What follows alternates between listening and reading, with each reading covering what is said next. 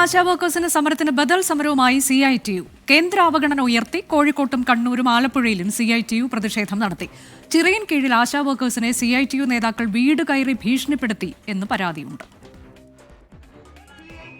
സെക്രട്ടേറിയറ്റിന് മുന്നിലെ സമരം അതിശക്തമായി മുന്നോട്ടു പോകുമ്പോഴാണ് ബദൽ സമരവുമായി CITU രംഗത്തെത്തുന്നത്. സംസ്ഥാന സർക്കാരിനെതിരെയല്ല, കേന്ദ്ര സർക്കാരിനെതിരെയാണ് സമരം നടത്തേണ്ടതെന്നാണ് CITU നിലപാട്. കൃത്യമായ രാഷ്ട്രീയ ലക്ഷ്യം CITUവിന്റെ സമരത്തിന് പിന്നിലുണ്ട്. കോഴിക്കോടും കണ്ണൂരും ആലപ്പുഴയിലുമാണ് ബദൽ സമരം തുടങ്ങിയത്. തിരുവനന്തപുരത്ത് AG's ഓഫീസിന് മുന്നിൽ നാളെ സമരം നടത്തും. അതിനിടെ തിരുവനന്തപുരം ചിറയിൻ കീഴ് ആശാ വർക്കേഴ്സിനെ വീട് കയറി ഭീഷണിപ്പെടുത്തിയെന്ന് പരാതി. CITU പ്രാദേശിക നേതാവിൻ്റെതാണ് ഭീഷണി. ഈ ഭീഷണി സംസ്ഥാന തലത്തിലുണ്ട്. ഞങ്ങളെ ആളുകൾ വിളിച്ചുകൊണ്ടിരിക്കുകയാണ്, ആശാ വർക്കർമാർ.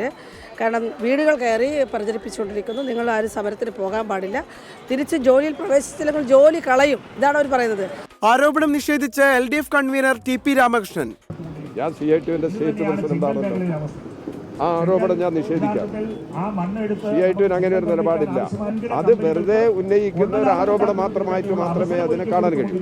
തൊഴിലാളിയുടെ ഈ പ്രശ്നങ്ങൾ പരിഹരിക്കണം എന്ന നിലപാടിന്റെ പക്ഷത്താണ് കേരളത്തിലെ ഇടതുപക്ഷ ജനാധിപത്യ മുന്നണി ഗവൺമെന്റ് ഉള്ളത്. ആശാ വർക്കേഴ്സിന്റെ സമരത്തെ പിന്തുണച്ച് എഴുത്തുകാരും സാംസ്കാരിക പ്രവർത്തകരും രംഗത്തെത്തി.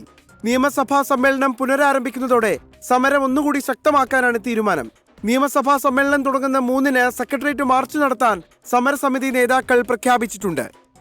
24 കോഴിക്കോട്.